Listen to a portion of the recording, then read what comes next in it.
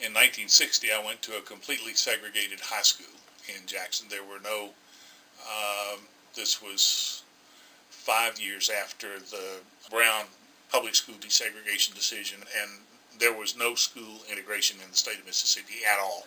I didn't know any different. I mean, I had gone to segregated schools my entire life up to that, through elementary and secondary schools in Tennessee and Mississippi.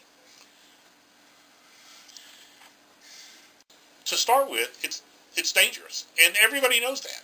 Secondly, if the African American person is bound and determined to try, then you get there up to the registrar's office, and the registrar gives you a literacy. It basically is a 20-question test. Basically, it was at the registrar's discretion to decide whether the applicant to register answered the question properly or not. And so, of course, no matter what an African American wrote in interpreting an obscure passage of the Mississippi Constitution, correct or not, the registrar would say, that's not correct, you don't get to register to vote. Now, the miracle was that some people decided that they were going to go and challenge the system by going through all these steps, even though they knew it was futile for them in the first place. But by doing that, they kept demonstrating how badly rigged the system was against them. Most black folks knew that they were not going to be able to register to vote until the rules changed. So that's what the Selma to Montgomery March a year later was about changing the rules. And it wasn't until that march and the events of the next year, which led to the passage of the Voting Rights Act in 1965, where the rules changed for everybody. That worked. Because now no registrar in any county in Mississippi could behave that way anymore. Of course, finally the old registrars died out and a new generation took their place, and there wasn't the same kind of trouble.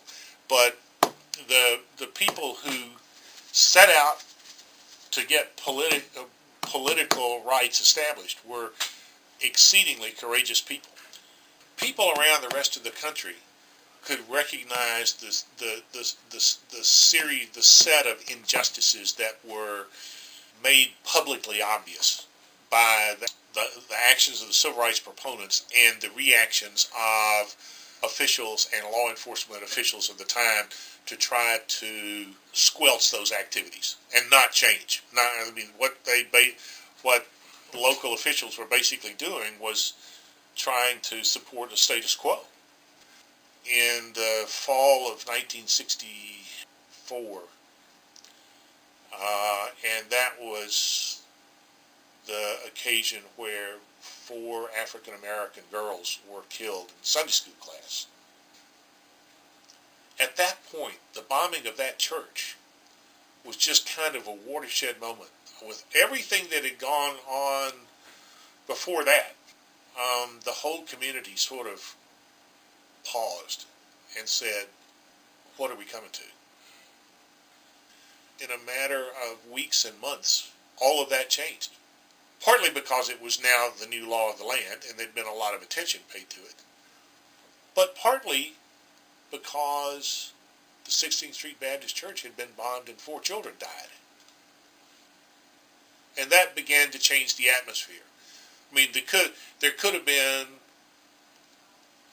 much more resistance, but by that point, the need for legal change was so dramatically apparent that there was no rational human being who could admit otherwise or try to maintain otherwise. And so all of those things made a difference.